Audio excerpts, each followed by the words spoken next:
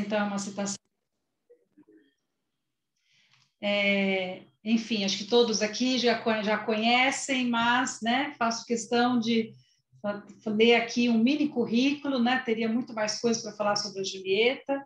Julieta, então, é psicanalista, mestre e doutora em psicologia clínica pela PUC de São Paulo, especialista em estimulação precoce, professora do curso de especialização em teoria psicanalítica, COGEA PUC São Paulo, coordenadora do curso Estimulação Precoce, Clínica Transdisciplinar do Bebê, do Instituto Travessias da Infância, Centro de Estudos Lídia Coriá, São Paulo, e membro da Rede Bebê.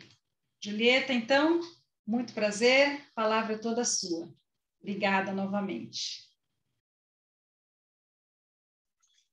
Boa noite, colegas. Muito comovida com esse convite que me chega através da Roberta e da Kelly, e acolhida, convite também acolhido por esses que estão aqui hoje com a gente, para pensar junto sobre um tema tão crucial, geração pandêmica, né, com pontos de interrogação que nos provoca, porque certamente é bastante difícil que a gente possa representar aquilo que estamos vivendo. Quando estamos submergidos num momento, não temos essa distância necessária para dimensionar, ainda que, sim, a gente vai fazendo um esforço de recolher aquilo que a clínica nos mostra. A clínica sempre é um termômetro muito importante de para onde está caminhando um discurso social, e aqueles que clinicamos com a infância e com a adolescência, então, de que maneira de ir se posicionando as gerações seguintes vão produzindo. Quando me chega esse convite, a partir desse fragmento, sempre a escrita, ela acontece com uma condição de nossa ausência real, a nossa palavra chega, sempre um texto, quer seja virtual, quer seja num livro, num artigo, é como uma espécie de garrafa lançada ao mar. E quando alguém do lado de lá recolhe para pensar junto, esse é um grande convite. Esses são os convites que não temos como recusar para que possamos seguir avançando e pensando juntos. Então,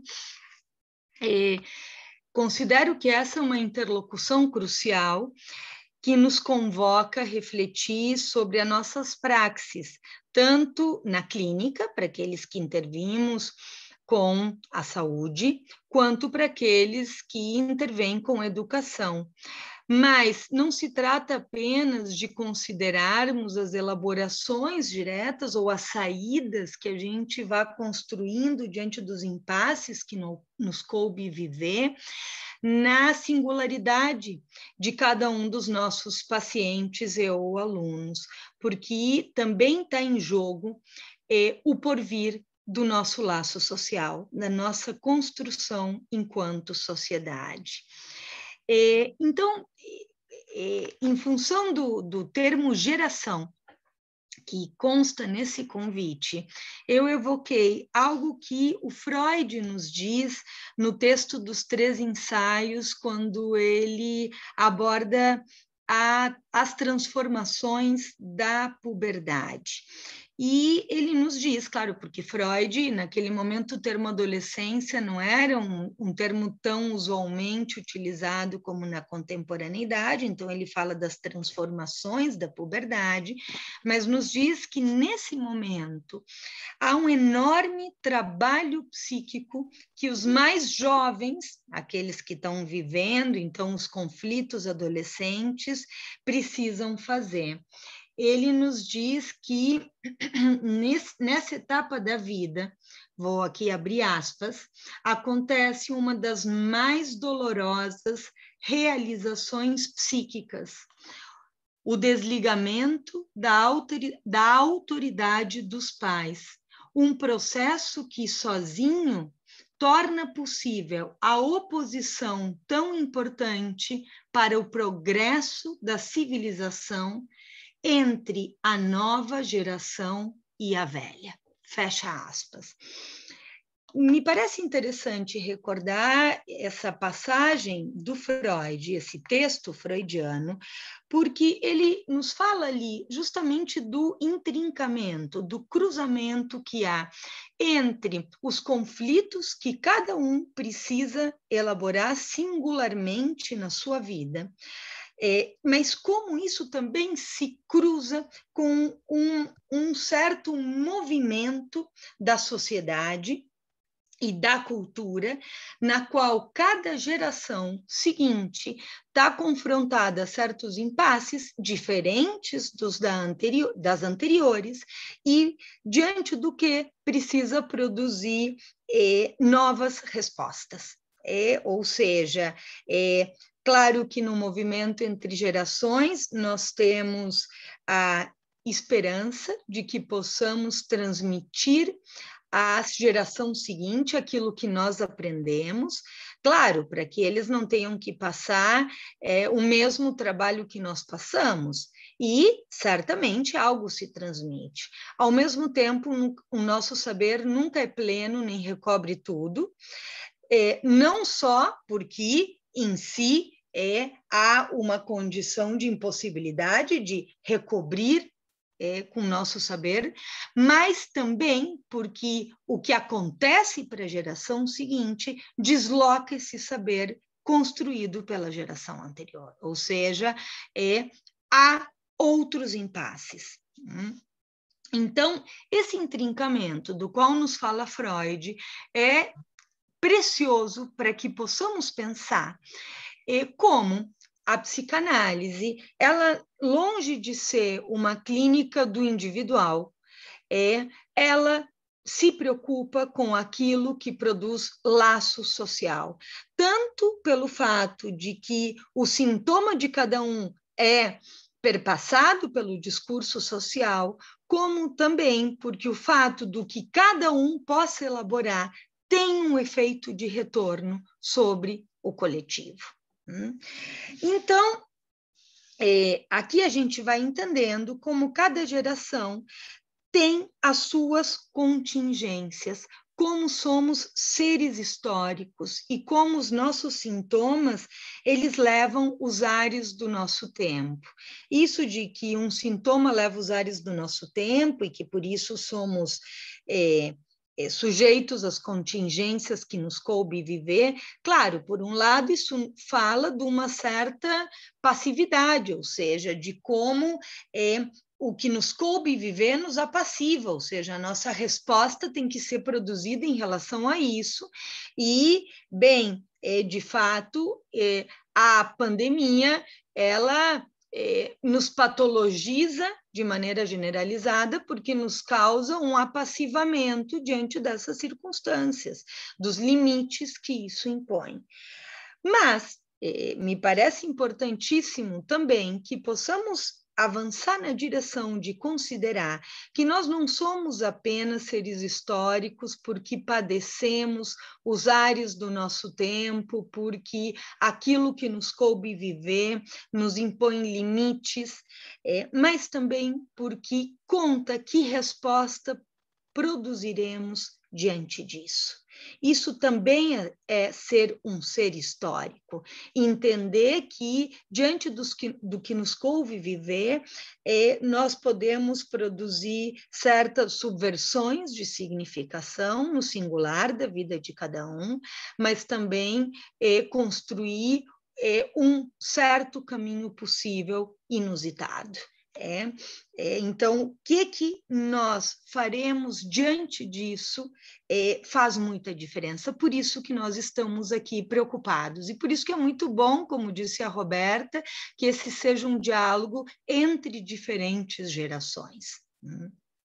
Bom, então, esse real do vírus que nos atinge, certamente faz diferença, dependendo do corpo que se tenha. Há corpos reais orgânicos que estão numa posição de maior risco pelas comorbidades possíveis. Mas essa não é a única questão. Nós temos também as circunstâncias de vulnerabilidade social, se bem esta pandemia atinja a todos, não atinge a todos por igual. E aí sabemos que, bom, não dá na mesma, se tem inclusão digital ou não se tem inclusão digital, em que casa se vive, em que circunstâncias se realiza o seu laço de trabalho, numa formalidade ou numa informalidade, e, portanto, a vulnerabilidade social faz aí muita diferença, agravando ainda mais profundas injustiças, como, por exemplo, o fato de que, ao final do ano passado, só para citar uma, entre tantas, não se postergue a data da realização do exame do Enem diante de tantos alunos da rede pública que não tinham inclusão digital. Então, atos como esses agravam ainda mais e recrudescem ainda mais as injustiças sociais. Ainda temos que considerar, e o nosso título nos convoca a isso, quando situa ali o termo geração, em que momento da vida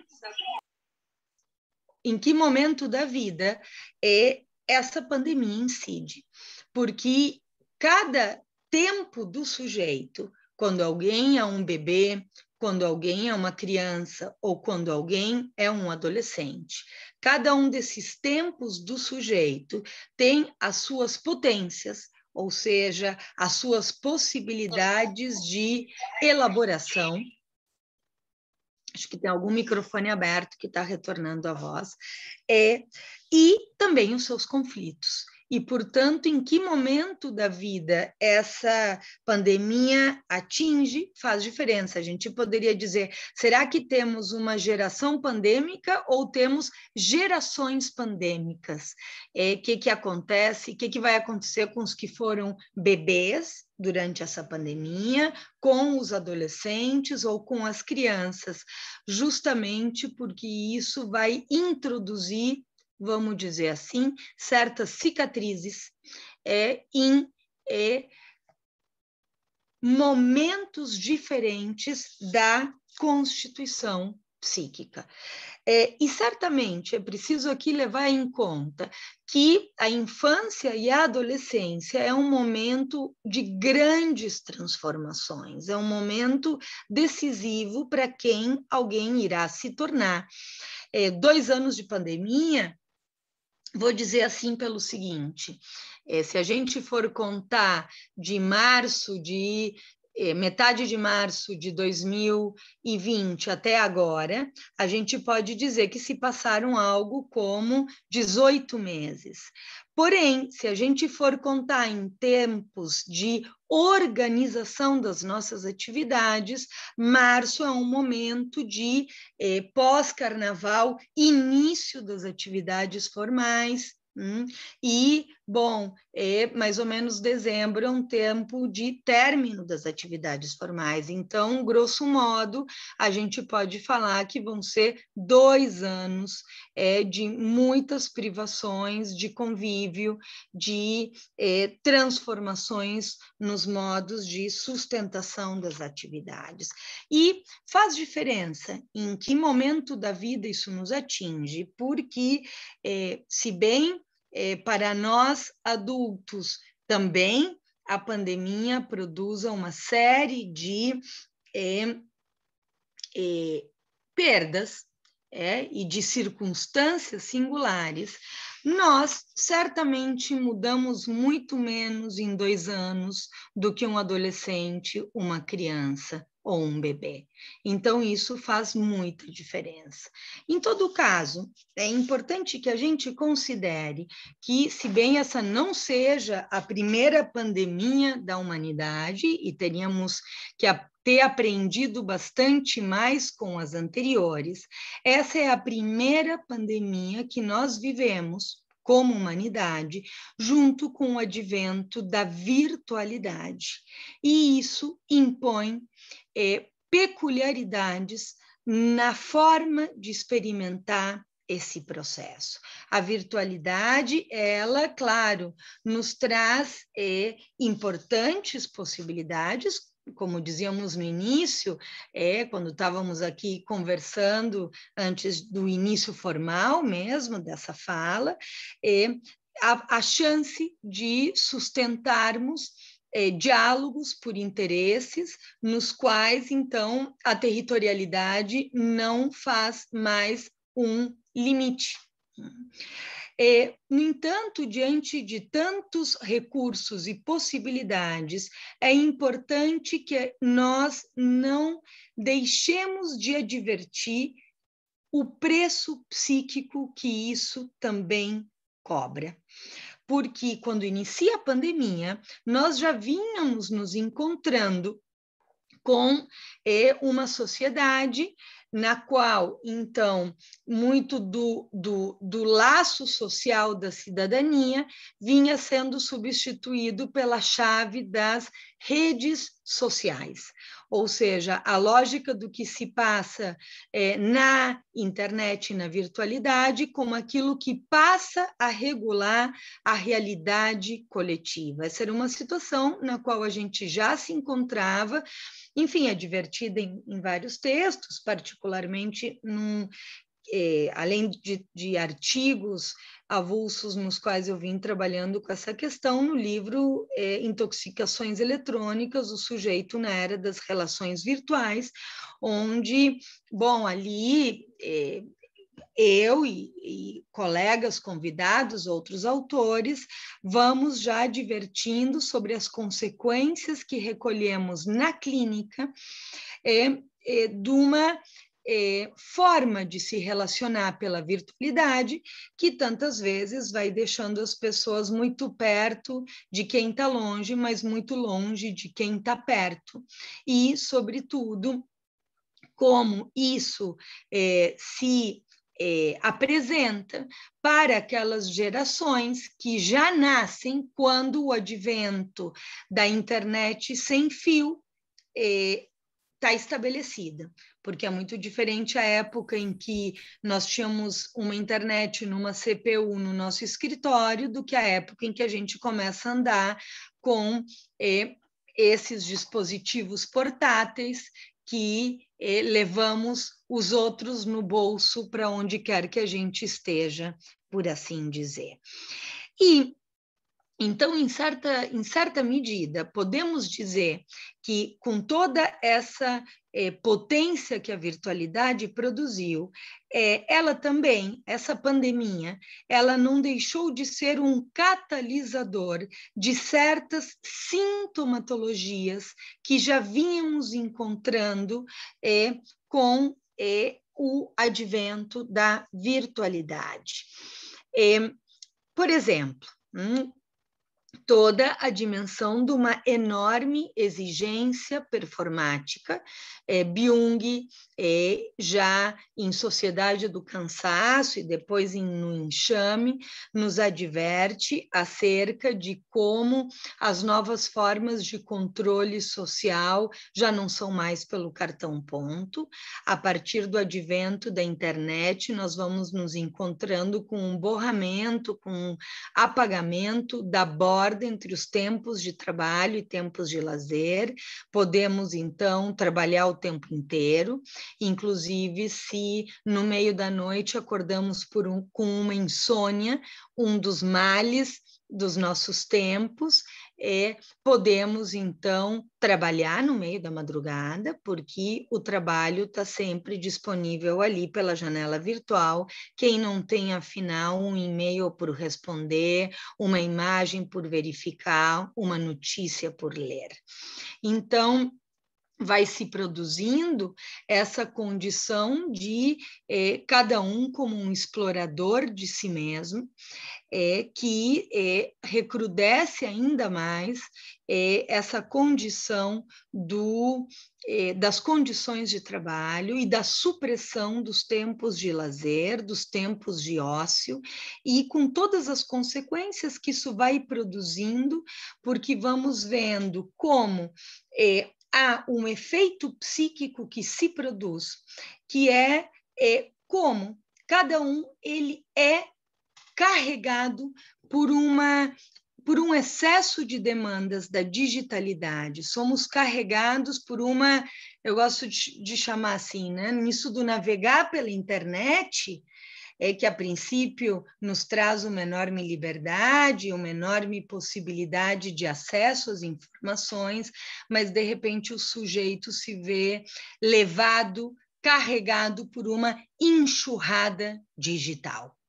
E isso é um efeito muito próprio dos nossos tempos, nos quais vai se cruzando essas técnicas cada vez mais presentes, essa lógica da inteligência artificial com um discurso capitalista cada vez mais pungente. Então, algo que já aparecia e que já comparecia na nossa clínica, de certa maneira, se recrudesce com a digitalidade. E a isso a gente tem que estar muito atento, porque certamente a virtualidade permitiu encontros como esse, ou permitiu a sustentação de atividades de educação em todas as idades, o que foi importantíssimo. Só um pouquinho que, o computador se revoltou e está aqui acabando a bateria. Só um momento.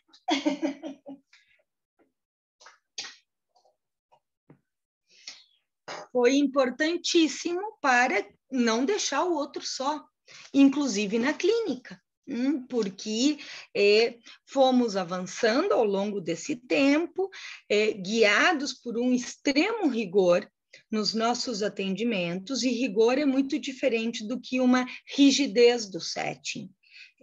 Rigor implica poder calcular de que maneira era possível intervir e em que momento, então com que pacientes a gente ia realizar sessões através, então, das diferentes plataformas, ou sessões ao telefone, ou como nós íamos sustentar, ao se tratar de crianças, formas de brincar, como, por exemplo, do desenhar conjuntamente, né? Se a gente for pensar a brincadeira do traçado, do Squiggle, proposta pelo Winnicott, ou seja, como a gente vai produzindo e relançando a nossa forma de intervenção clínica, guiados por um rigor e não por uma rigidez. Em todo caso, tampouco foi possível dizer ali, vamos pensar como uma data limítrofe, 15 de março, não se tratava de dizer amanhã segue tudo igual, só que virtual, porque não é só que virtual, e tampouco é tudo igual.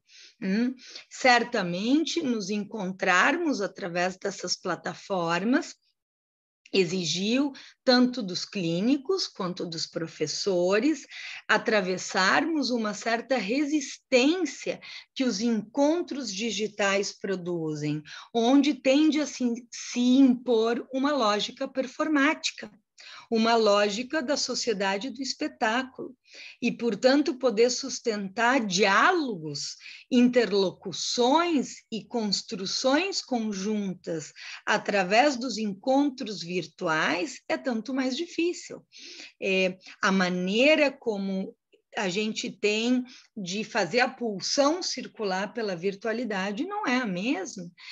O olhar não circula do mesmo modo, né? Eu posso estar aqui olhando para cada um de vocês, mas para que vocês tenham a ilusão de que eu estou olhando para vocês, eu preciso olhar pelo buraco da câmera do computador. E se eu faço isso, eu perco a expressão facial de vocês. Então, o olhar não circula da mesma maneira, a voz não circula da mesma maneira, inclusive até porque pela virtualidade, os silêncios são vividos com muito mais mal-estar, porque a gente tende a pensar que a imagem frisou, a ligação caiu, e os silêncios eles são importantíssimos para ir dando espaço ao pensamento do outro e a possibilidade de que o outro tome a palavra. Ou a gente conta um xiste, uma piada, e não escuta a risada. Quer dizer, a maneira como, então, a pulsão circula não é igual. O corpo fica fora do enquadramento, né? Eu costumo brincar que parece que todos agora estamos vivendo numa capa do disco dos Secos e Molhados, né? Ou seja, até os braços ficam de fora, o contexto da enunciação se perde, porque se eu olho para lá, como uma criança faz e diz, nossa, vocês não veem o que eu estou vendo. E, portanto, o contexto da enunciação é diferente. Só como para que a gente pense quantas, sem dizer do cheiro, né? Ou seja, sessões em que, de repente, um pai pegava uma criança e dizia, opa, o que aconteceu? Não, porque fez cocô, mas eu não estou ali no mesmo ambiente para sentir isso, né?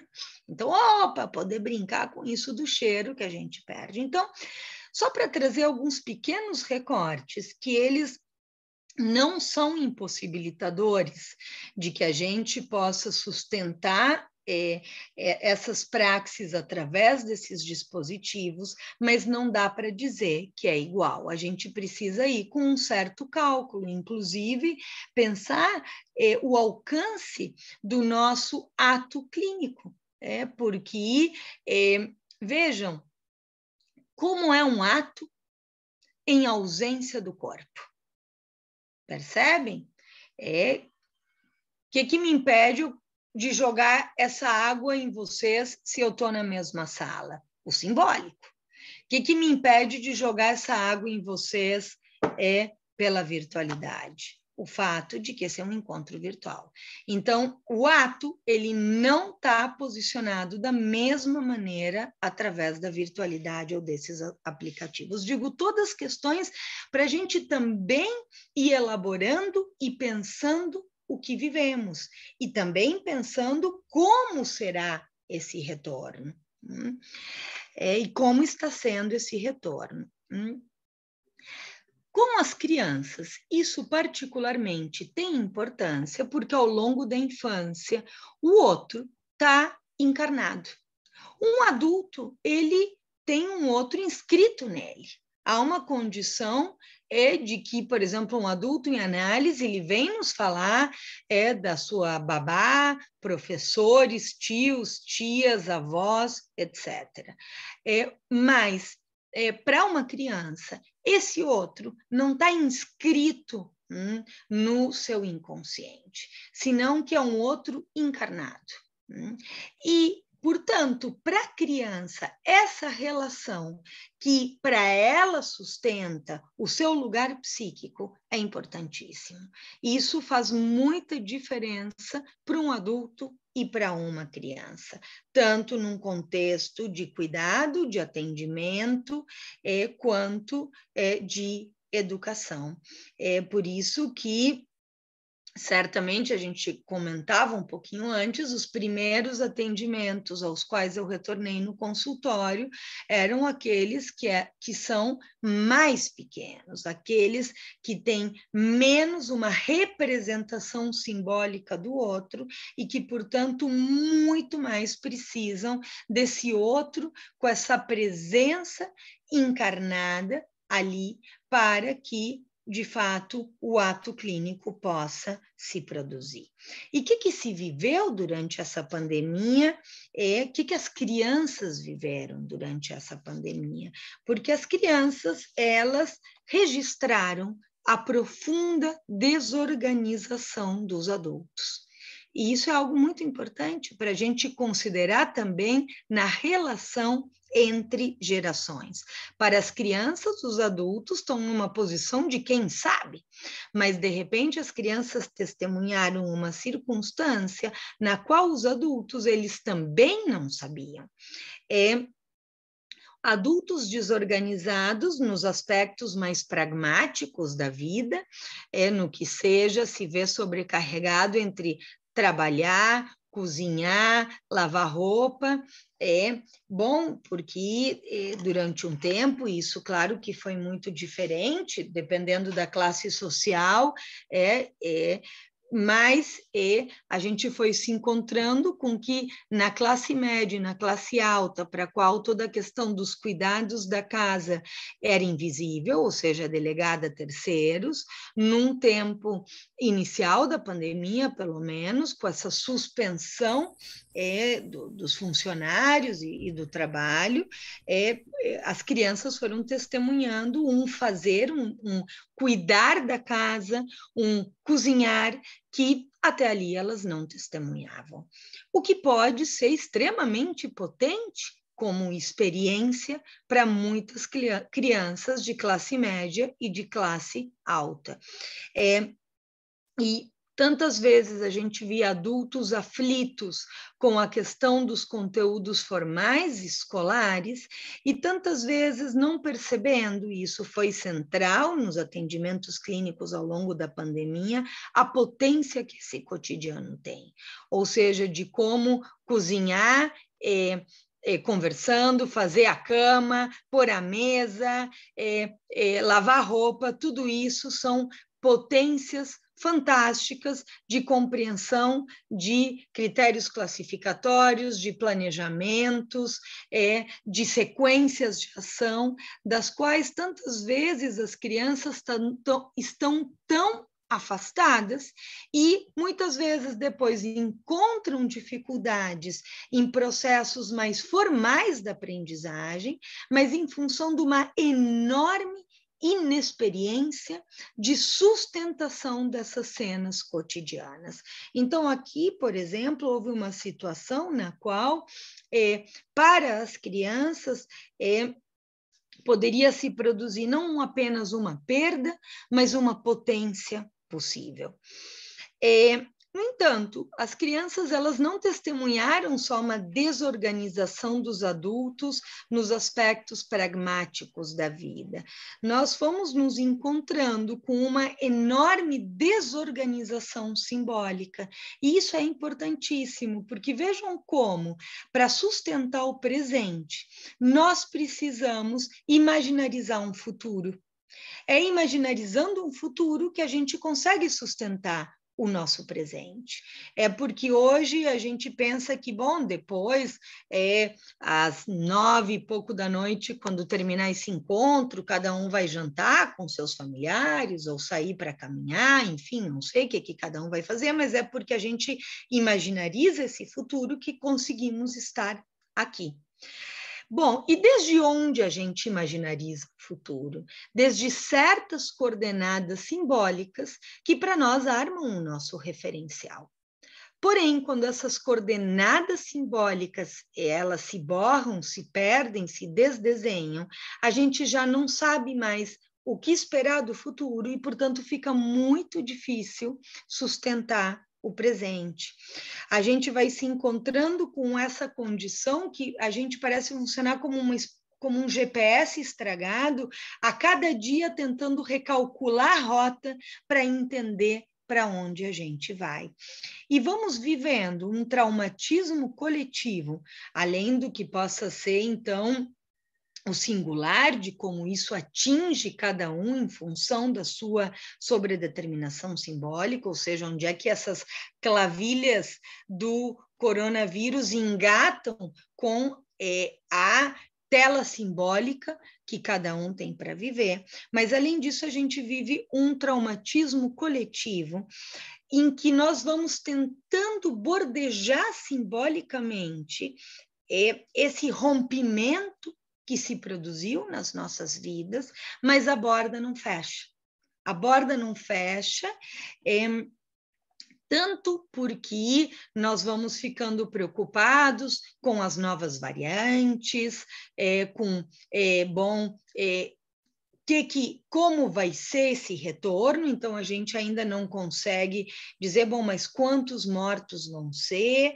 Mas, bom, então a borda ainda não fecha, ainda que a gente faça um enorme esforço de bordejamento, tentando que isso vire uma cicatriz em vez de uma ferida aberta, porque enquanto a ferida está aberta, isso nos dá muito mais trabalho psíquico. Mas nós vamos nos encontrando com uma situação também que se produz, para além da ameaça real do vírus, com um traumatismo adicional que lança as pessoas a um desamparo simbólico, principalmente nos países nos quais há governos em que se nega a gravidade do que se passa. Então, isso produz um desamparo simbólico muito pior ainda do que o dano real do vírus. A gente vai se encontrando, então, com uma presença real do risco de morte, mas também vai se encontrando com certos governos que produzem mandatos mortíferos, que não armam nenhum discurso de uma condolência pela dor vivida em conjunto, nem defendem ou procuram minimizar e assumir para si uma lógica de minimizar os danos, e que também nos desorganizam no nosso porvir, porque quando a gente pensa que está conseguindo fechar a borda do traumatismo, se coloca em questão, por exemplo, se adolescentes devem ou não ser vacinados. Então, isso vai produzindo um trabalho, para dar um pequeno exemplo, entre muitos outros, certo? Então, isso vai produzindo uma verdadeira exaustão psíquica, e um desamparo simbólico muito mais traumático do que esse real em si. Então, as crianças, elas vão testemunhando isso, elas vão testemunhando esse ambiente de uma incerteza também em relação àquilo que sustenta o nosso laço social. Aí a gente vai se encontrando com essa condição de um recrudescimento de algo que já vinha, ou seja, a gente já tinha, a gente pode dizer assim, as crianças retiradas da rua, porque pela cultura do medo, nas cidades grandes como São Paulo, que crianças já brincavam na calçada? Isso não acontecia há muito tempo, então nós vamos nos encontrando com uma criança reclusa dentro do ambiente doméstico, com um afastamento das famílias extensas, ou seja, por uma questão do mercado de trabalho, a gente vai suprimindo esse convívio entre gerações, tomando uma palavra-chave também do nosso encontro, e a gente sabe que o convívio entre diferentes gerações é muito importante para que se produza uma transmissão entre gerações, e a transmissão entre gerações produz um efeito de testemunho, porque não é tentar produzir um efeito de olha como eu sou mais velho, escuta o que eu te digo porque eu já vivi. A geração seguinte diria, sim, mas o que você viveu não é a mesma coisa que está me tocando viver, o que é uma objeção absolutamente legítima no diálogo entre gerações. Então, não se trata de querer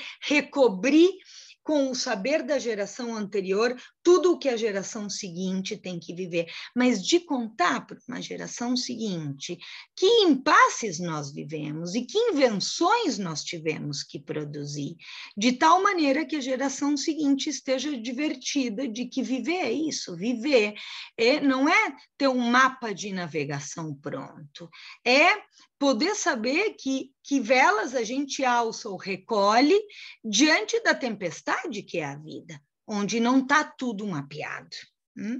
Bom, então a gente vai se encontrando com essa individualização dos cuidados, os pais cada vez mais solitários nos cuidados das crianças, com um afastamento da família extensa, e aqui a gente não está para nada preocupado, né, em psicanálise, na medida em que a gente fala de função materna e função paterna, e não de um modelo familiar. Não estamos preocupados com tradicionalismos familiares, mas estamos preocupados com em que coletivo se apoia o cuidado de uma criança. E a gente tem tanto um afastamento da família extensa, quanto uma não sustentação comunitária dos cuidados das crianças. Ou seja, uma criança circulando na vizinhança, aonde? Isso não acontece. Quer dizer, o vizinho hoje em dia é alguém, sobretudo, de quem se desconfia. É uma exceção que uma criança circule na casa de um vizinho. Isso vai marcando também todo um lugar muito mais importante da escola, não só como um lugar da aprendizagem formal, mas do lugar no qual se armam as turmas, se produz a sociabilização, se sustenta um convívio coletivo para muitas crianças que é um verdadeiro exército de filhos únicos, que somente na escola tantas vezes tem esse encontro com o coletivo. Então, vejam, esse trabalho de home office tantas vezes representou ao longo dessa pandemia uma condição de coabitar sem conviver, de vigiar em lugar de ter uma disponibilidade para estar junto. Muitas crianças que estavam com os pais em casa, mas com o ambiente doméstico absolutamente invadido pelas tensões dos trabalhos dos pais, e tantas vezes crianças que estavam na frente de telas para que o trabalho dos pais pudesse acontecer. Que telas entram aí faz toda a diferença, porque não dá na mesma assistir um filme durante 1h e pouco e depois conversar sobre o filme do que ficar 1h30, 1h20 na frente do TikTok, vendo pequenos fragmentos de 30 segundos, como tantas vezes nós testemunhamos com as crianças que estavam em estado de absoluta ansiedade e os pais tantas vezes reclamando que a escola não dava conta da criança 4 horas na frente de uma tela, para nós já é difícil. Os pais muitas vezes viraram B10 das crianças para que elas ficassem na frente da tela, e a pergunta é, o que acontecia nas outras horas? Nas outras horas a gente tinha uma criança no TikTok e fazendo parkour no sofá, porque um corpo absolutamente confinado e aquietado.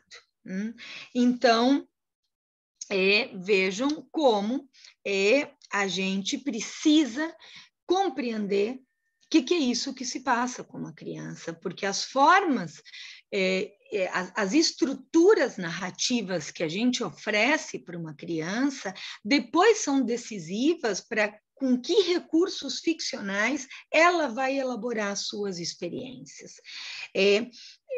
Os paradigmas, por exemplo, do gênero do romance, foram decisivos depois para as pacientes histéricas que Freud atendeu. Ou, por exemplo, a maneira como a gente conta as nossas histórias não são as mesmas antes ou depois do cinema hollywoodiano. Se a maneira que a gente tem de dizer o que nos acontece são em 140 caracteres, ou um pouco mais agora do Twitter, isso impõe uma forma de construção da narrativa.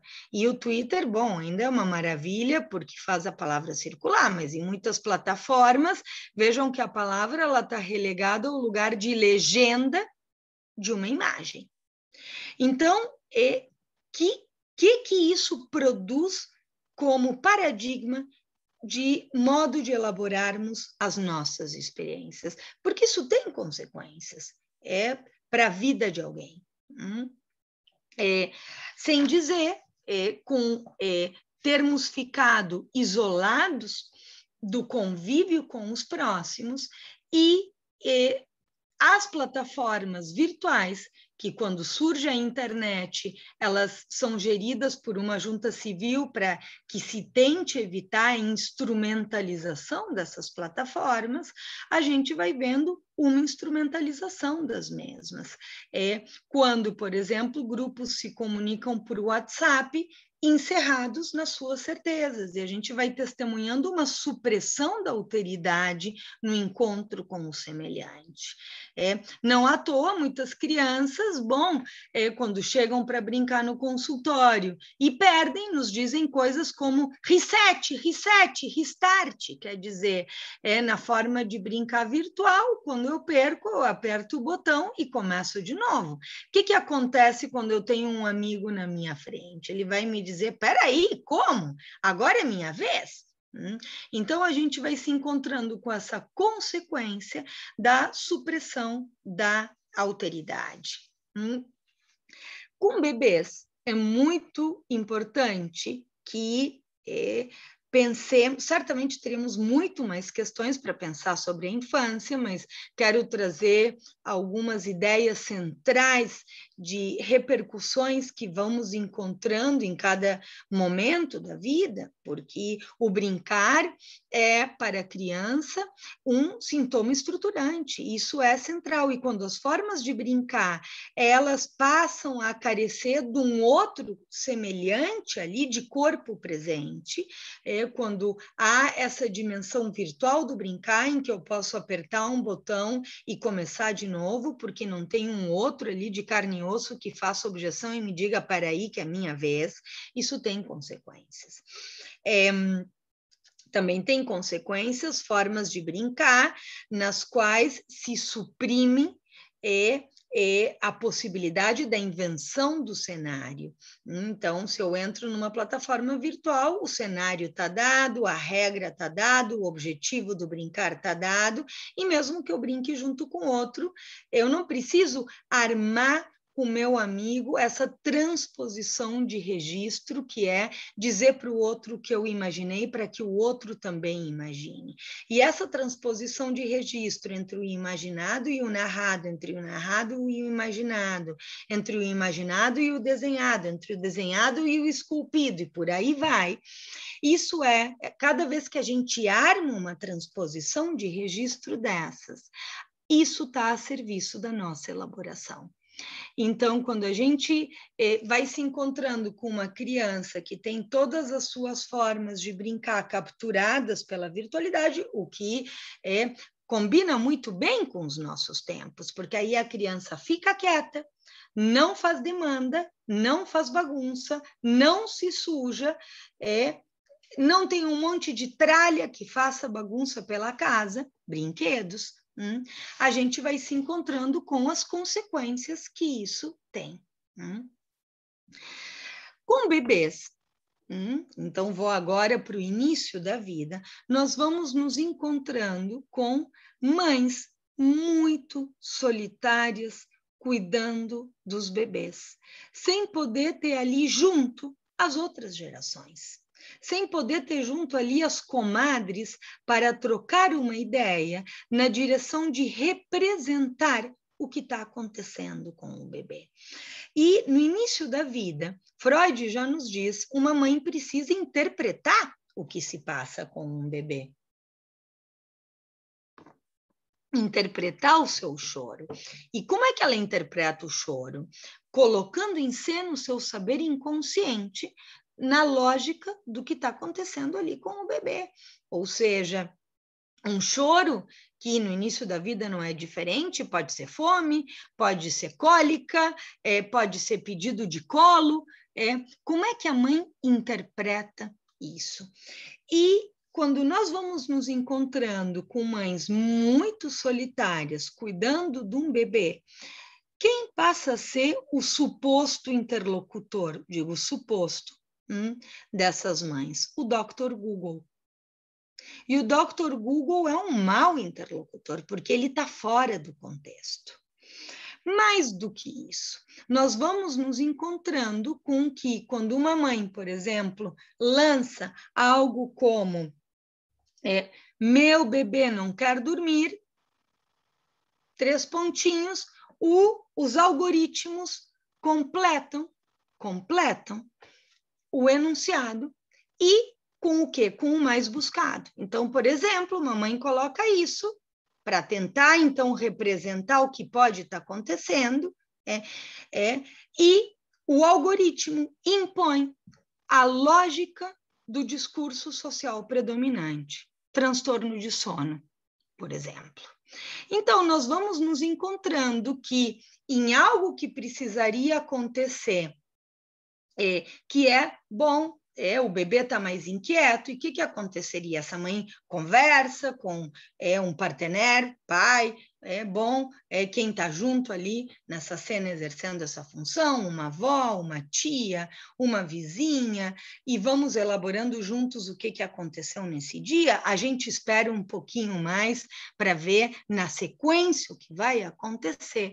Nós vamos nos encontrando com um fechamento de significações. Algo que me parece importante que a gente possa pensar, porque em vez da sobredeterminação inconsciente, da qual nos fala Freud, que rompe a racionalidade e, mudando uma letra de lugar, faz surgir o sujeito do inconsciente de uma maneira que causa desconforto ou, inclusive, um xiste, se produz uma sobredeterminação algorítmica do sujeito contemporâneo, em que se fecha uma lógica de repetição, impondo significações do discurso dominante, fechando a brecha onde o sujeito do inconsciente poderia advir. E onde o sujeito do inconsciente advém, se produz uma abertura, porque se produz, algo do inusitado. Quando a gente conversa com outro, se produz algo do inusitado, o discurso está em movimento e algo inadvertido pode surgir. Esses dias, por exemplo, uns pais me diziam que queriam marcar uma sessão comigo. E eu disse, estou com a agenda meio cheia, pode ser tal horário? Eles me dizem sim. Eu digo, ótimo, está marcado, em vez de estar marcado. Isso porque o corretor de autodigitação, o autocorretor de digitação não pegou. Porque, se não, vejam, o corretor de digitação, ele delira sozinho, ele suprime o nosso lugar como do sujeito do inconsciente, e também não arma nenhuma racionalidade. E é muito interessante esse ato falho que surgiu, porque justamente o ponto do tratamento em que esse menino está é que ele me pede, sempre quando chega, de que eu leia um livrinho do macaco. Ele diz macaco, macaco, macaco, macaco. E na última sessão, ele olha para uma parte de cima do armário e eu digo, aqui tem jogos, tem esse, tem aquele, tem o outro, tem o pula macaco. E ele disse pula macaco. Então a gente passou do livro para o pula macaco. Então, está marcaco é justamente o que eu tinha para contar para esses pais da cena de tratamento, né? Vejam só. Então, essa sobredeterminação algorítmica do sujeito contemporâneo é muito grave. Recentemente, com uma colega de supervisão, ela me dizia de como a sua paciente adolescente, que fica buscando coisas sobre suicídio, o algoritmo vai enviando para ela materiais sobre suicídio. Então, vejam como se impõe uma lógica do fechamento e da repetição maquínica, em vez de uma subversão do sujeito. Bom, é algo importante, porque ficamos longe dos outros, suprimindo conversas onde o discurso em movimento poderia dar lugar a essa subversão do sujeito e, portanto, essa sobredeterminação algorítmica que já vinha se impondo se recrudesce nos nossos tempos. Queria avançar um pouquinho mais na direção dos adolescentes para a gente pensar como iniciamos por aí falando do movimento entre gerações. E esse desprendimento da autoridade dos pais que um adolescente precisa fazer, onde ele vai relançar a transmissão da geração anterior, levando com ele alguns ideais e dizendo não para outros. O que não é só uma questão consciente, porque a gente sabe como entre gerações muitas vezes se repete aquilo que não se queria repetir e não consegue se realizar aquilo que se queria, ou seja, que isso está muito além das intenções. Mas vejam como, nesse movimento que um adolescente precisa fazer, implica ir para o mundo. Ir para o mundo no sentido de circular pela cidade, viver aventuras longe do olhar dos pais e relançar a sexualidade. Porque se uma criança, ela, no tempo ali da conflitiva edípica, pede para namorar com a mamãe, com o papai, e se diz, não, isso não, quando você crescer, você vai ter teu namorado, tua namorada. Um adolescente é alguém que, quando chega, então, na adolescência, poderia dizer, cadê, então, meu namorado ou a minha namorada? Ah, bom, não está garantido. Isso é algo que você vai ter que construir. Então, um adolescente, ele tem que reconstruir a sua intimidade na exogamia. Ou seja, assim, no início da vida, a mamãe está ali limpando o nosso bumbum, dizendo aqui sim pode tocar, aqui não. Bom, um adolescente precisa poder reconstruir a intimidade corporal na exogamia. E tudo isso ficou em suspenso durante a pandemia. Ou seja, tinha uma paciente que me dizia, bom, fiz as contas e vou ficar 1 ano e meio sem poder beijar.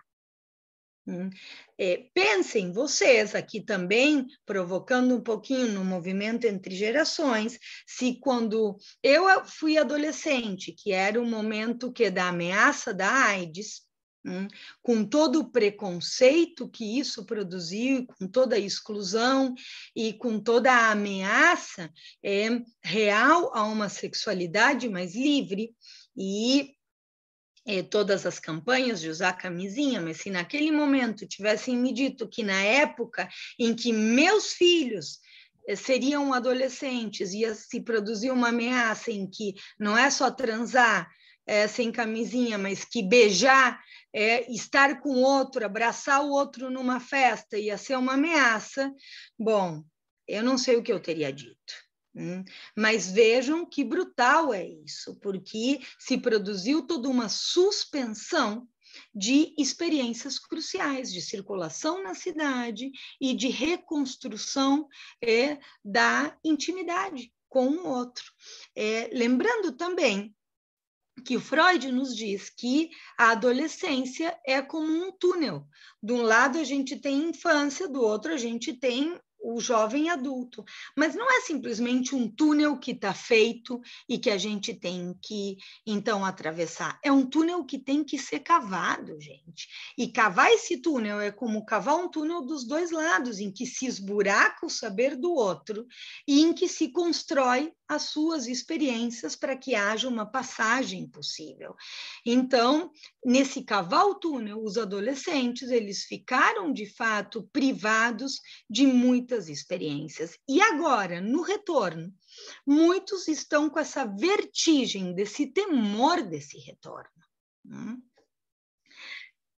Um temor que também a gente precisa ajudá-los a elaborar, porque nessa sensação do ficar em suspenso e do suspense pela volta, uma armadilha muito fácil é que a gente fique como uma espécie de saudades do que não foi, ou seja, imaginando como teria sido uma vida em paralelo sem a pandemia.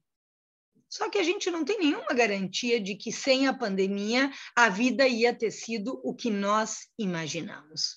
Então, esse tempo passou. E esse tempo, com os seus limites, também nos produziu algumas aprendizagens. E é com elas que a gente vai, porque nós não vamos voltar para o mundo que nós deixamos. E isso é importante para todos nós, independente da idade, porque aquele mundo que nós deixamos nos trouxe a esse mundo. E, portanto, não se trata de um saudosismo, se trata de pensar o que nos tocou viver e o que nós vamos fazer diante disso. Como nós vamos avançar diante do que nos tocou viver. E aí vão aparecendo, mesmo que no meio de tantas perdas e de tantas dores, algumas invenções possíveis. Aqui em São Paulo tem tido um movimento muito bonito dos jovens se encontrando em praças, ou seja, habitando esse espaço público que é aberto, como uma maneira de poder se ver, de se encontrar com os nossos amigos. Bom, isso é algo bonito, é uma reinvenção do espaço público, que já vinha, é verdade, mas que ganhou potência com essa questão da pandemia. Claro, não é qualquer coisa, e muitos adolescentes nos dizem isso, que duro é ser adolescente e ter que se construir um lugar no mundo, um lugar amoroso, uma construção da intimidade e também um lugar profissional de trabalho, numa época em que a civilização está em questão. Nós vivemos um tempo em que aquilo que arma o nosso projeto civilizatório mundial está em questão. A automação, a inteligência artificial, a precarização das relações de trabalho, colocam em questão, colocam na pauta a questão da renda mínima universal, por exemplo. Ou a pauta climática está em questão. Como nós vamos cuidar do meio ambiente, porque senão nossa espécie não irá sobreviver. Bom, ao mesmo tempo, coloca em questão que espécie é a nossa, que em nome de uma eficácia, de um gozo ilimitado da eficácia, é capaz de pôr em risco a ela mesma.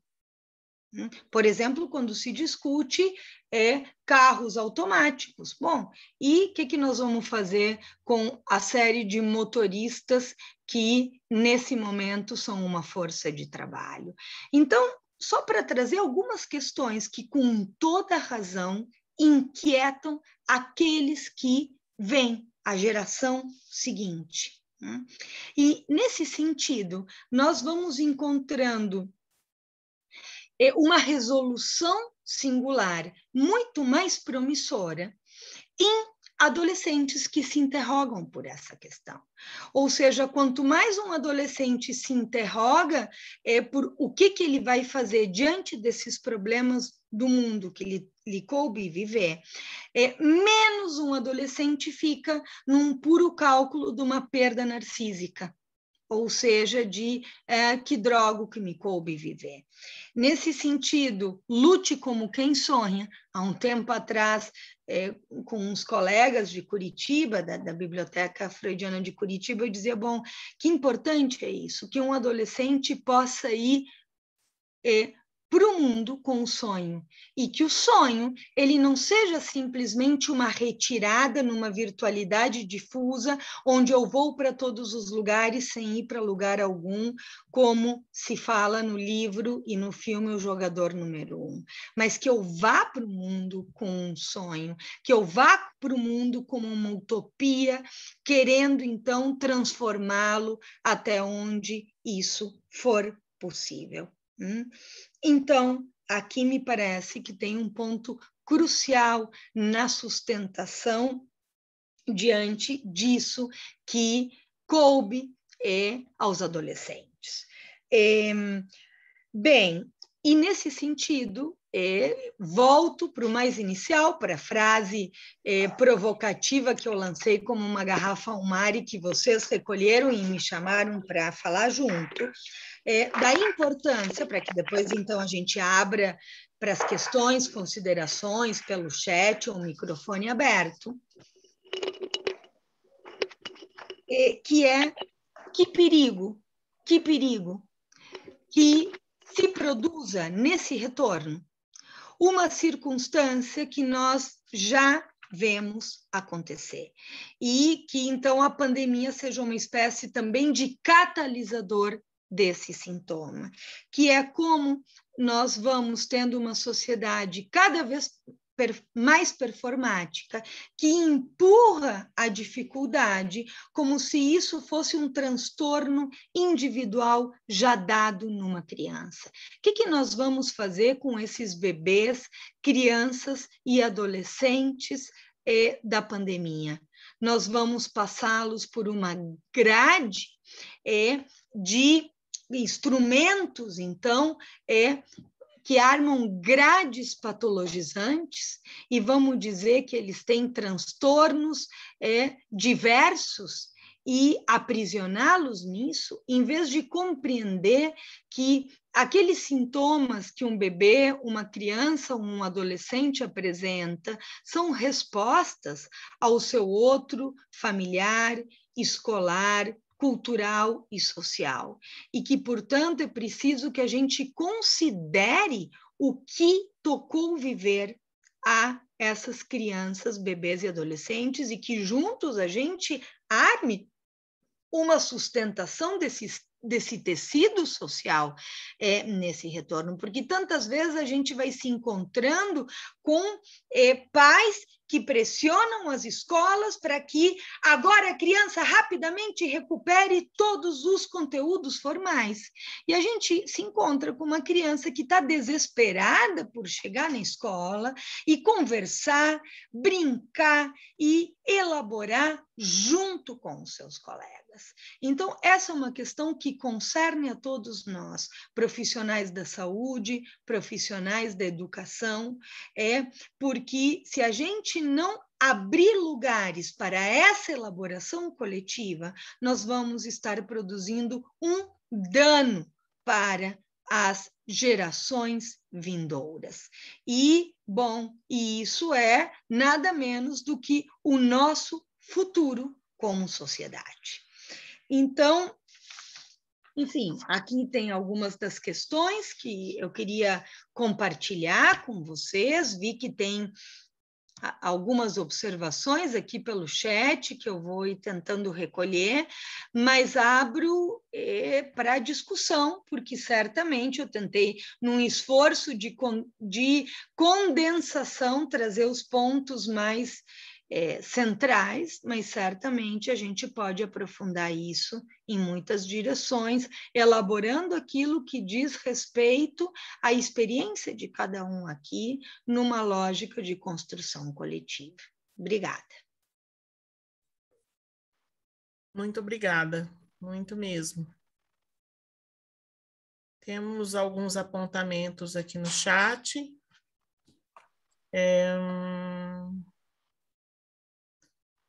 O primeiro deles, que na escola essa situação está muito gritante, esse retorno tão idealizado por todos e tão assustador para muitos adolescentes.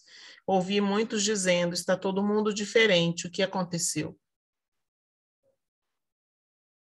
Claro, pensem como para um adolescente já é muito perturbador toda a transformação que acontece no seu corpo pela puberdade. E isso produz para um adolescente uma desacomodação, porque um adolescente é alguém que precisa se reposicionar em relação aos ideais, como é que ele vai tomar a palavra em relação aos ideais e como ele vai produzir uma experiência que lhe permita falar em nome próprio, ou seja, com um certo saber empunhável próprio em relação a esses ideais. Então, é um ponto justamente de balanço em relação à sua inserção simbólica como sujeito de enunciação. Como é isso em relação a todas essas transformações, mas também há um ponto de perda e de luto da sua imagem infantil, da criança maravilhosa que foi. do bonitinho da mamãe e do papai. E agora esse corpo se transforma. E o corpo do outro também. Então, como se produzir uma imagem, se refazer uma imagem, é um enorme trabalho da adolescência. Por isso que é tão interessante quando os adolescentes cortam o cabelo, pintam o cabelo, inventam uma roupa, porque eles estão num esforço de se reconstruir uma imagem. E muitos viveram toda essa pandemia com a câmera fechada, justamente retirando a sua imagem desse coletivo. Vejam só. Como é agora dar as caras, com todas as acepções que isso tem, que é comparecer e se apresentar na sua imagem. Bom, então isso produz mesmo uma vertigem para muitos adolescentes, é algo extremamente duro. Bom, alguma colega aqui está... Sem contar que eles voltaram, então se reencontrando gradativamente, todos cresceram, né? Ainda tem isso. Então eu esperava encontrar com aquele colega, né, de um tamanho, agora é outro jeito, né? Tem um estranhamento, né? Tem um estranhamento. Que não foi progressivo. Sim. Nunca sim. é, mas é muito diferente, tá bem? Um dia a gente tem uma espinha no meio do nariz, outro dia é bom, mas a gente vai dando as caras. Agora, como é isso 1 ano e meio depois? Sim. É muito tempo, é muito tempo. Com certeza.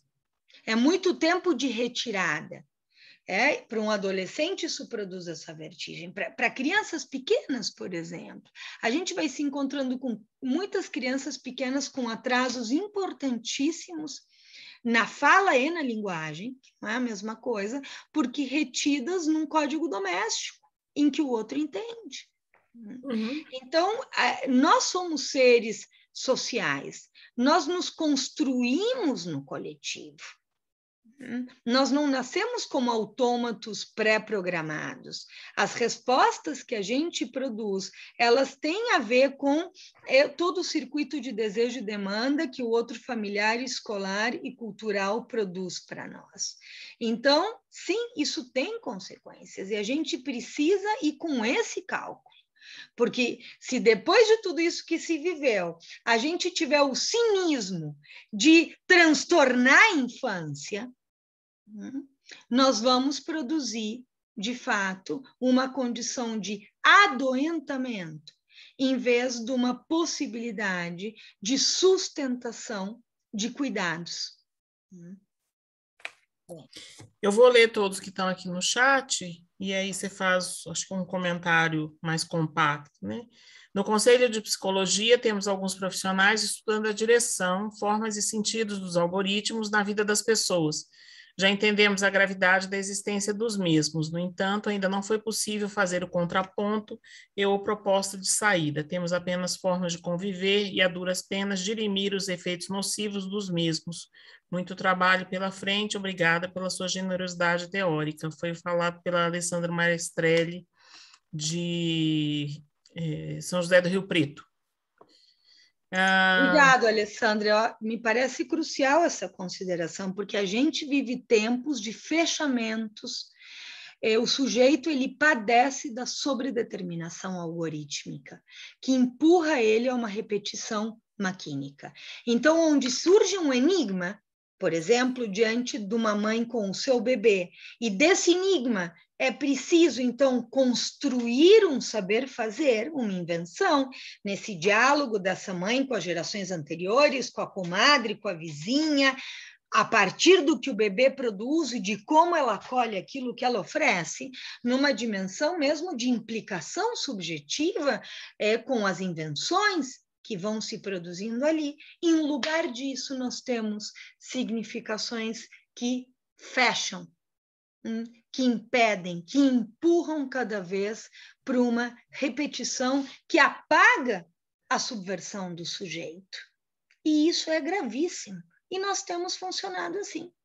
Uhum. Porque o Google completa, porque a gente recebe propagandas pelo algoritmo, algoritmo, porque o corretor de digitação fecha os nossos enunciados.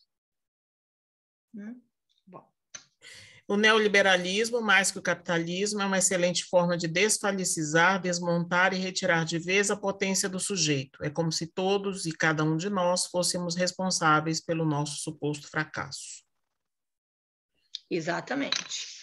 Ou seja, e toda a ideia de transtorno da contemporaneidade versus a ideia de sintoma como uma resposta do sujeito casa muito bem, acasala muito bem com essa lógica. É porque se deixa de interrogar pelo que a gente sofre e passa a se supor que isso é um fracasso individual. E isso é muito interessante porque quando a gente se volta para um certo estudo epidemiológico das doenças, nós vamos nos encontrando que, no início do século XX, as pessoas elas morriam muitas vezes por falta de tratamento no campo e que nas cidades elas encontravam equipamentos de saúde e podiam se tratar. No final do século XX, virada do século XXI, a gente vai se encontrando com doenças próprias dos centros urbanos. Por exemplo, a obesidade e tudo que isso produz como consequência, né? Diabetes, síndromes metabólicas. Por quê? Porque as pessoas elas não se movimentam. Nós vamos nos encontrando com ansiedades, com depressões, com hiperatividades, e isso tem a ver com o quê? Com as formas em que as pessoas vivem, com a falta de fazer, com o confinamento, com a supressão de um espaço público. A gente vai se encontrando, então, com um adoecimento, um adoentamento, que não está separado do contexto social, do que acontece na polis. Então, de fato, eu concordo plenamente com o que a colega colocou, ou seja, com esse neoliberalismo que tira a potência de invenção do sujeito e faz pensar que escolha é escolher essa ou aquela marca, nem mais na gôndola do supermercado, né? Mas na tela do celular. E isso é uma falsa escolha. Michele Porto coloca: vejo adolescentes retornando para a escola e não se adequando, voltando para o online. A Camila comenta: no início da pandemia surgiram alguns espaços virtuais sobre maternidade na perspectiva de trocas, apoio e saída do isolamento. Alguém tem notícias de grupos ainda ativos com esta temática? Bom, quem tiver, coloque aqui a resposta para a Camila. A Melissa Panzucci: estamos em isolamento total, somos em 3, meu filho de 5 anos pede para o carteiro voltar no dia seguinte e fala que o ama. A Mariana Gama: tenho notado na clínica muitas crianças encaminhadas para fonoaudiólogos pela escola por entenderem que há um atraso na linguagem. Me preocupa estes sintomas do afastamento do coletivo, da socialização, serem compreendidos por uma visão medicalizante. O Erickson: é como você disse, Julieta, continuar viva é a maior vingança. É preciso nadar contra essa maré do neoliberalismo, da medicalização e patologização do cotidiano, fazendo resistência pelo sujeito. Temos que dar as caras. Já estamos por aqui. A Luana Correia: trabalha em uma escola de educação infantil e me deparei com um aluno que não tem contato com outras crianças de sua idade.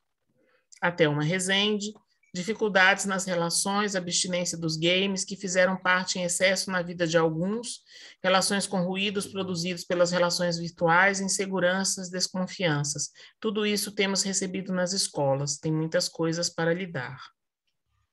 A Luciana Bueno: muitas escolas privadas querem continuar usando tecnologias em sala de aula na educação básica, permitindo o uso de celulares dentro das salas de aula para acessar aulas pré-gravadas. Sob pretexto da utilização híbrida, são oferecidos conteúdos prontos que eliminam a necessidade de manter professores qualificados na sala de aula.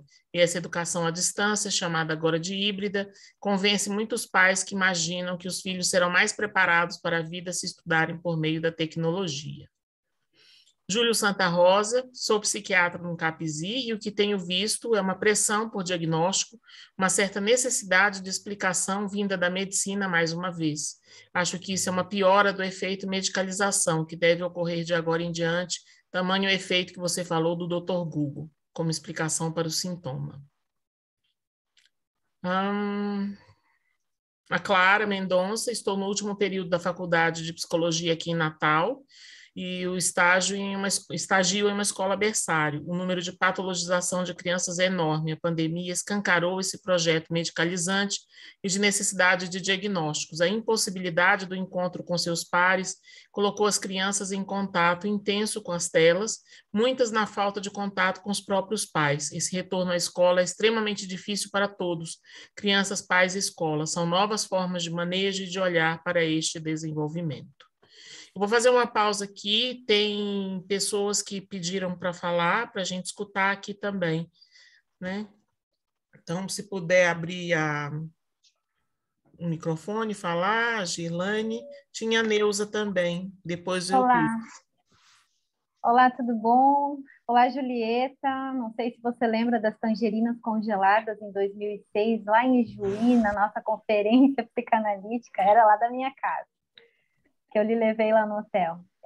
Eu estou aqui também como profissional, mas como mãe de 3 que passaram por esse período de pandemia, uma adolescente, uma de 8 anos na época, 9 hoje, ela está me respondendo aqui, e um bebê de hoje 10 meses. E que hoje, assim, eu posso dizer que foi um desafio muito grande, porque todo mundo vai para dentro de suas casas. Hoje eu estou no Rio Grande do Sul de novo, mas no período da pandemia de 2020 eu estava em Brasília, trabalhei no Cepage, lá, a clínica que a Julieta também conhece.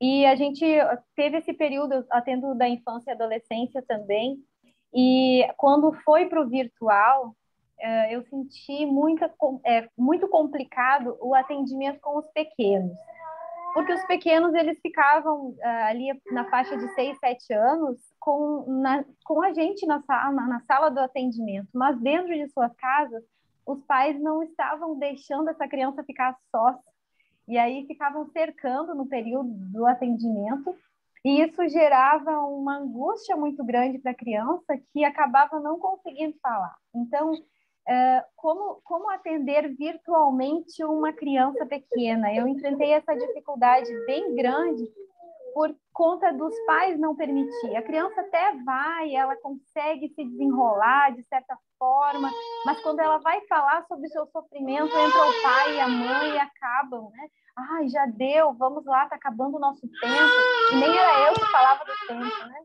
Eram os pais. Então, eu gostaria que a Julieta falasse um pouquinho mais sobre o atendimento psicanalítico de crianças virtualmente.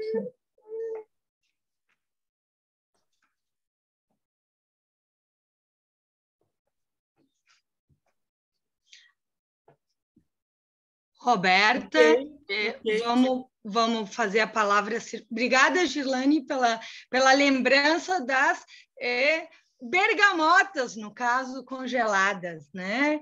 Isso do que é estar num lugar e compartilhar as experiências num lugar, né? Que isso faz falta.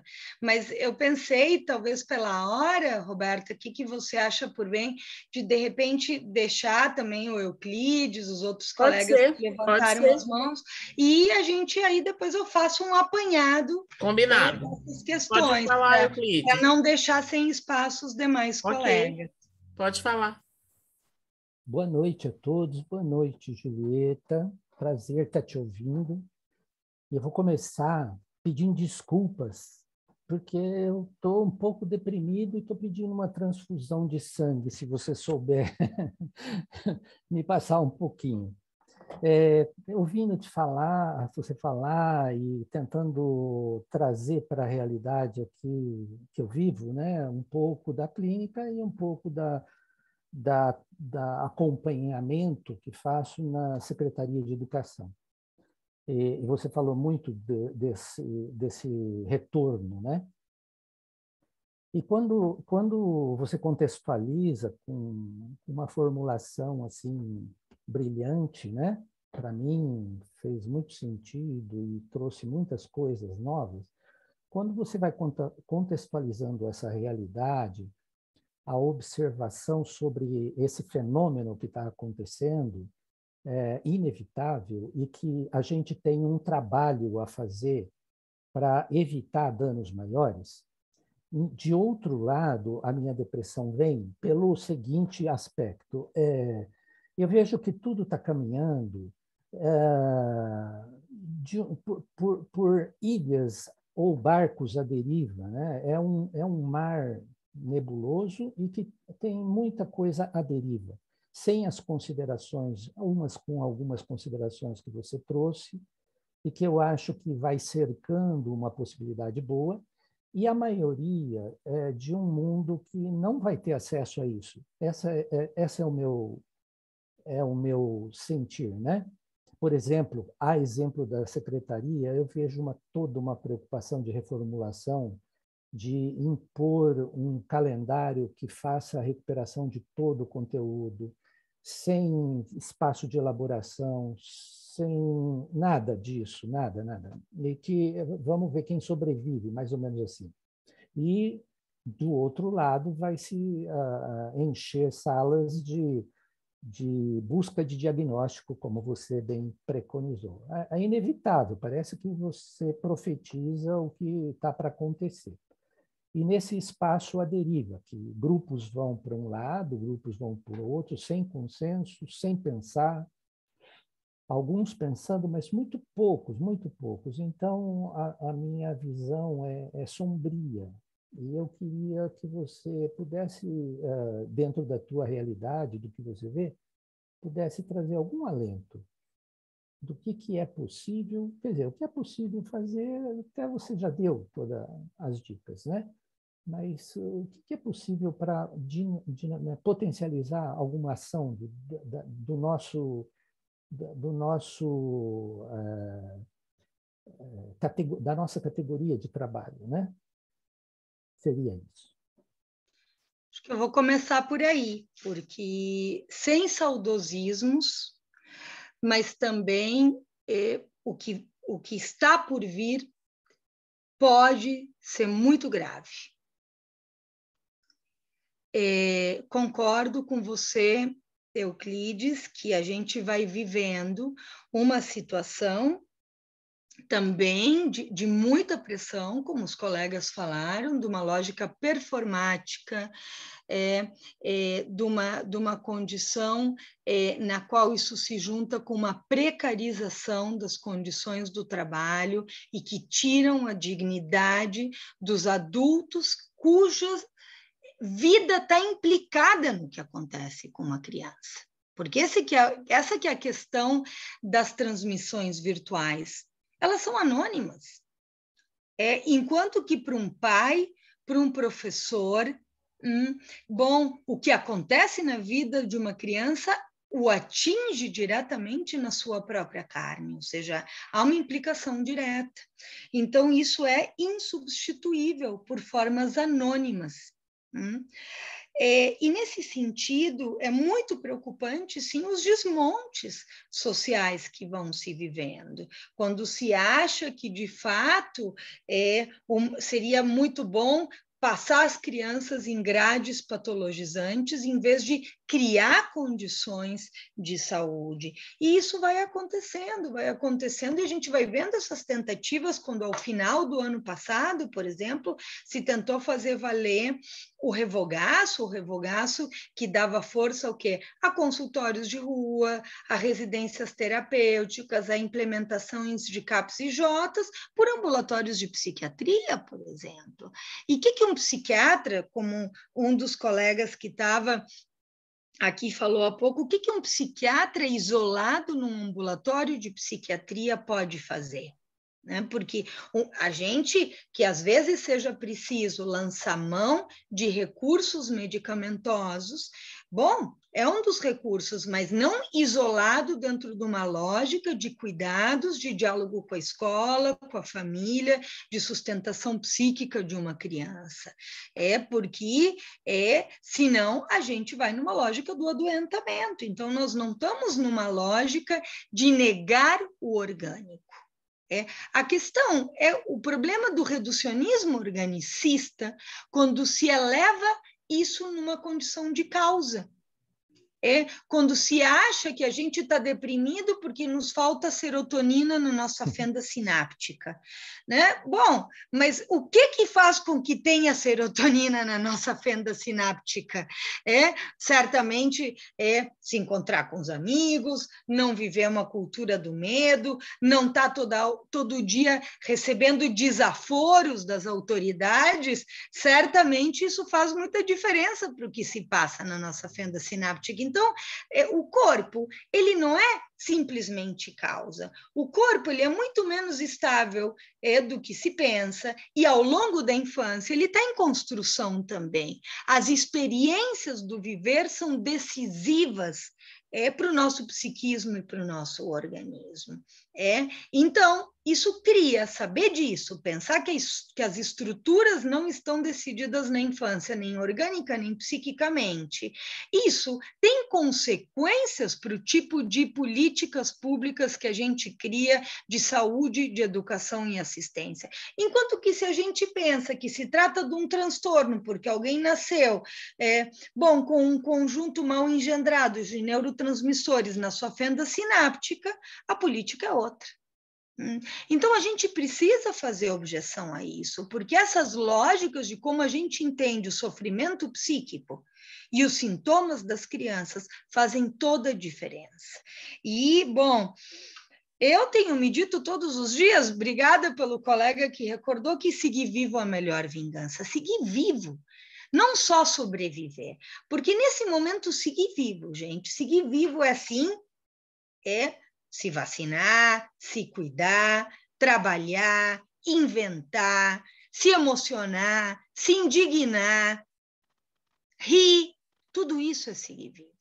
É um ato de insubordinação civil nesse momento. É um ato de desobediência aos mandatos mortíferos que estão fazendo sobre nós. E isso é decisivo. E é isso que a gente está fazendo aqui, é isso que a gente cultiva com os nossos pacientes, o que é preciso que se cultive com os alunos, abrindo lugar para uma elaboração, porque senão nós vamos passar essas gerações por um moedor de carne performático, fechar diagnósticos num tempo de estruturação, querer dar remédio para silenciar indignações, né? Bom, quando na verdade a gente precisa abrir lugar para a elaboração. Abrir lugar para uma elaboração que é junto com o outro. Numa lógica de como isso atinge a cada um de nós. Porque se no lugar disso que a gente quiser é produzir um entuchamento conteudista, nós vamos agravar ainda mais aqueles que estão por vir. Numa época que, vejam, uma das ilusões que a virtualidade nos produz é que essa geração ela tem acesso a um saber pleno. Com um clique de um botão, a gente pode ter acesso a tudo. Só temos um problema, que se chama curadoria. Um professor é um bom curador. Digo, a gente tem a direção da cura nos consultórios, mas na escola, o que é um professor? É um bom curador. É alguém que ajuda a percorrer essa babel de informações anônimas.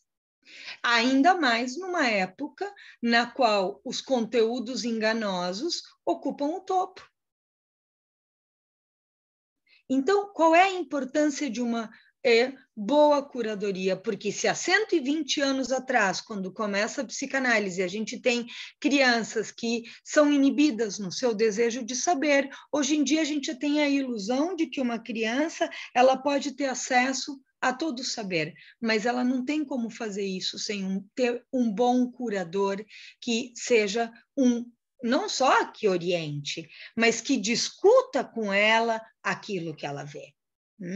A gente tem uma sociedade que nos promete um gozo ilimitado, que tudo que nos falta poderia ser comprado. Bom, tem um pequeno efeito colateral de que talvez com isso a gente destrua todo o planeta e não possa mais viver, né? Mas quem está se importando? E onde está a verdade? Cada vez a verdade ela está menos na extensão simbólica do que a gente diz e de como a gente sustenta, e cada vez mais achatada sobre um suposto real orgânico, como nos recordava o nosso colega da psiquiatria que falava há pouco, como se eu pudesse dizer, eu estou deprimido porque me falta serotonina. Bom, mas que coloca a serotonina no corpo? Então, pensemos verdade, gozo e saber, como comparecem na nossa sociedade. E cuidar das crianças não é uma coisa menor, porque às vezes dizem, é tal coisa, ou tal livro fala sobre intoxicações eletrônicas, mas sobre crianças, como se a criança fosse algo menor. Aqueles que atendemos, crianças e adolescentes, estamos com os ouvidos muito atentos para onde está caminhando a nossa sociedade, né? Porque, claro, né, é muito diferente do que o adulto que ainda está habitado pela questão anterior, a qual ele teve que produzir resposta, né? Bom, a criança, ela está ali, na boca do gol, para entrar no jogo. E nesse sentido, quantos adolescentes estão dizendo eu vou me ferrar porque eu aprendi pouco durante a pandemia? E se a gente passar eles pelo moedor de carne performático, em vez de dizer todos estão nessa condição, vamos caminhar junto, que dano nós vamos produzir-lhes? Terminar com a questão do atendimento dos pequenos. Vejam, Freud produziu análises epistolares por cartas. Então, a maneira como a gente inventa, reinventa e relança a clínica é uma questão sempre. Como? Talvez o mais crucial seja poder produzir objeção à prática performática, né? A lógica da sociedade do espetáculo, porque nos inícios dos atendimentos, muitas vezes os pais ligavam a câmera e diziam, diz para a Julieta, mostra para a Julieta. Não, calma, não precisa, me deixa num bom lugar e vamos deixar a cena acontecer. E o que tem ali? E o que está na tua mão? Ou uma criança que, por exemplo, eu contava um tempo atrás, liga o celular e ele fica muito frustrado, porque ele espera, quando estou eu ali, que a mãe mostre para ele o aplicativo das musiquinhas e começa a gritar. Eu digo para a mãe, o que ele estava esperando? Me ajude.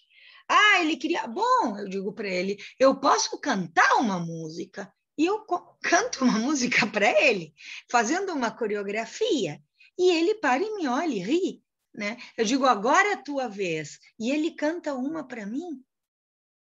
Então, como a gente pode produzir essa condição de um diálogo, de uma alteridade através da tela, que não é igual. Mas a primeira coisa, suspender a lógica, é performática do espetáculo. Essa é a primeira coisa. Ou um outro, que quando a mãe pega o celular, ele diz, sim, eu digo, Siri? E a mãe diz, não, é a Siri. A Siri, que nem a Alexa. Porque a avó mostra para ele, diz, eu achei que você estava me falando do Siri. E canto para ele a música do Eu Não Tenho Onde Morar. É por isso que eu moro na areia. E vou fazendo o Siri. E termina a cena e ele diz, Julileta Siri. Bem, a transmissão, gente, ela se vale do equívoco. A gente precisa disso, porque é aí que se introduz algo do inusitado. E é isso que a sobredeterminação algorítmica e a sociedade do espetáculo está produzindo. É uma demissão do sujeito. Por isso que a gente tem que seguir vivo. E manter isso vivo.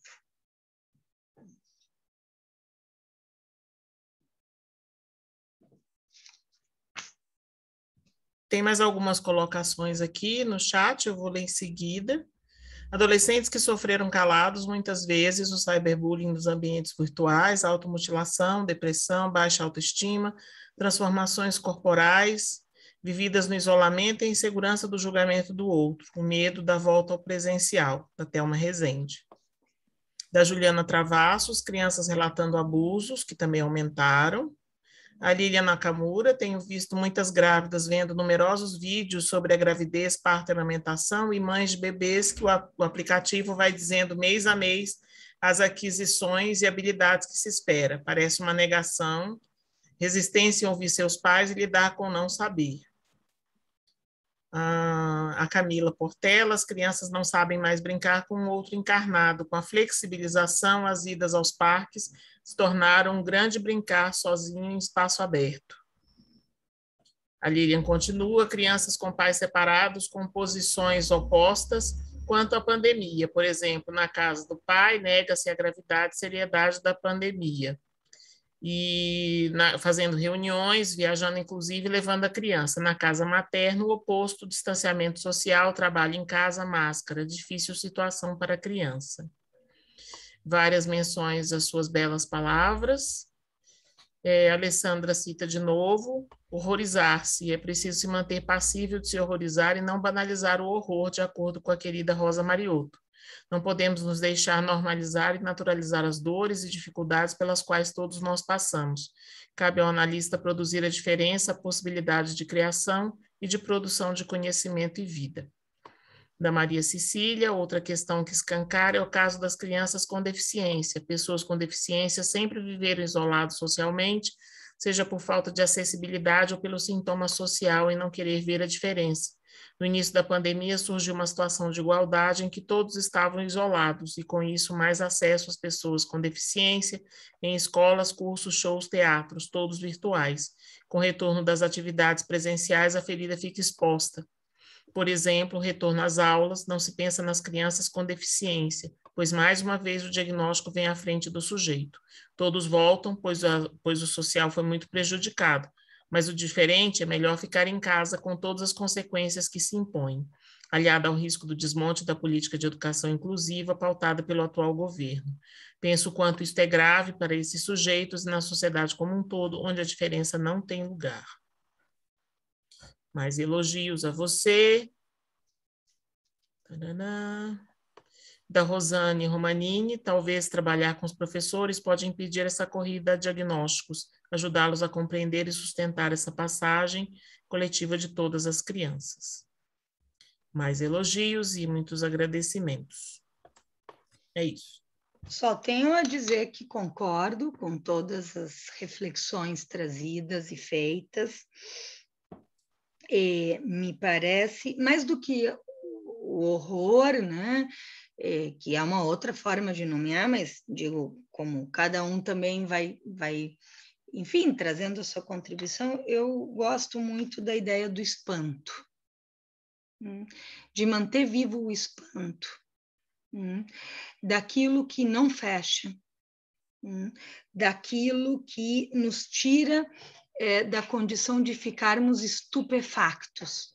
A gente fica estupefato porque ficamos paralisados diante de não só da gravidade das coisas, mas da estupidez. Da estupidez. A estupidez, ela é obscena quando se dizem coisas como se falaram das crianças de inclusão depois de tanta luta. Para vencer preconceitos, para que a lei pudesse estar do lado de crianças que antes compulsoriamente eram retiradas do ensino regular. Essa estupidez, ela é muito preocupante. Ela é muito preocupante porque poderia nos dar a ilusão de que se trata de uma falta de competência. Mas a forma obscena com que tantas coisas são ditas, elas executam um plano. Implicam aí uma boçalidade do mal, que devemos considerar. E isso é tão agressivo que não devemos deixar de nos espantar diante disso. E sair da estupefação que essa estupidez nos provoca, porque nos desconcerta tanto que pode nos paralisar. E isso é o pior que a gente pode fazer. Então, é preciso, sim, denunciar essa incongruência. Porque é muito grave esse desmonte. E a obscenidade, ela tem isso, né, na sua estupidez. Ela nos produz quase como que uma vergonha alheia, e isso é o que a perversão provoca, uma vergonha alheia, e, portanto, isso paralisa.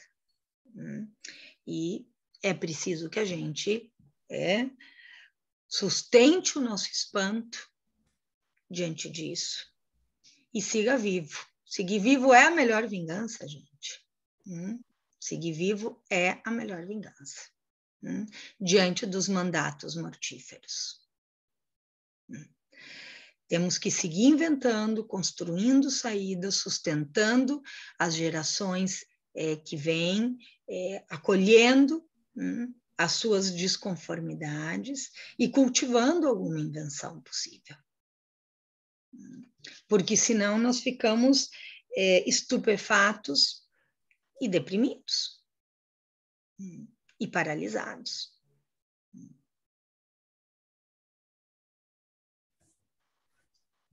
Lute como quem sonha, acho que é uma frase muito linda para os nossos tempos.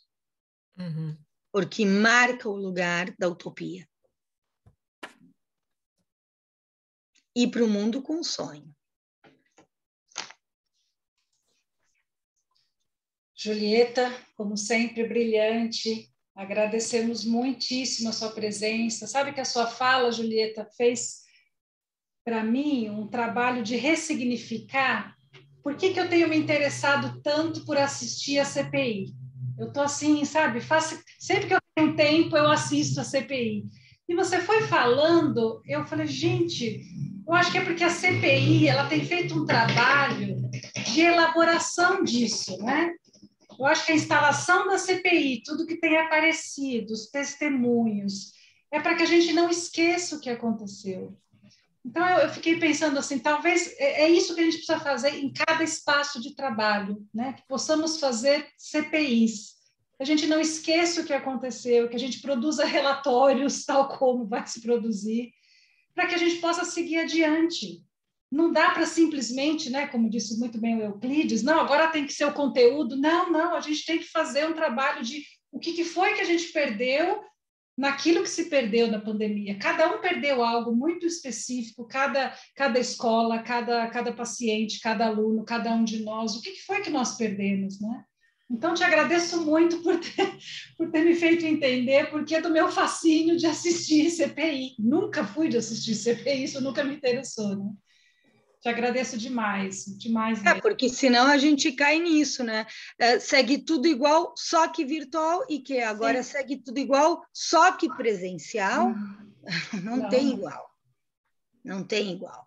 E é o que você disse também, né? Aquele passado saudosista que a gente tem é o que nos trouxe a esse estado de coisas. Então, espera lá, a gente quer voltar ao que era, mas foi isso que nos trouxe a essa pandemia. Enfim, te agradeço demais, Julieta. Poderíamos ficar aqui muito tempo. Eu que agradeço, enfim, todas as falas riquíssimas de todos vocês. Muito obrigada, porque é isso, é também trazer o depoimento, né? O testemunho, né? Que vem de testes, que é testículo, ou seja, o nosso corpo está implicado nisso. Então, muito obrigada.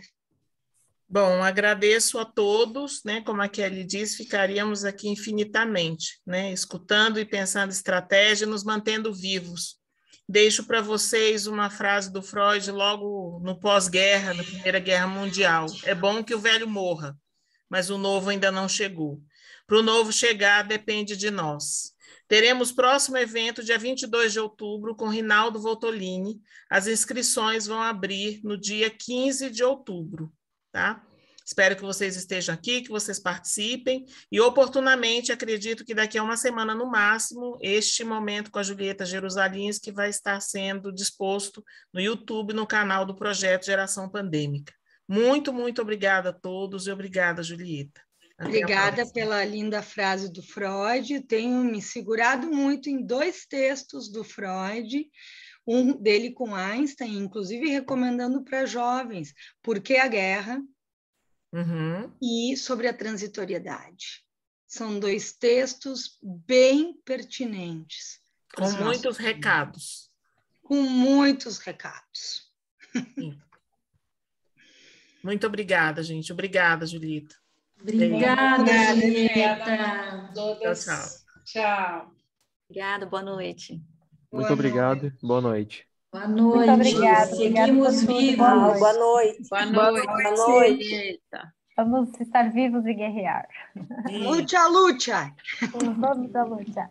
Avante. Julieta, Obrigada. Boa noite. Boa noite, obrigada. Boa noite. Valeu, pessoas.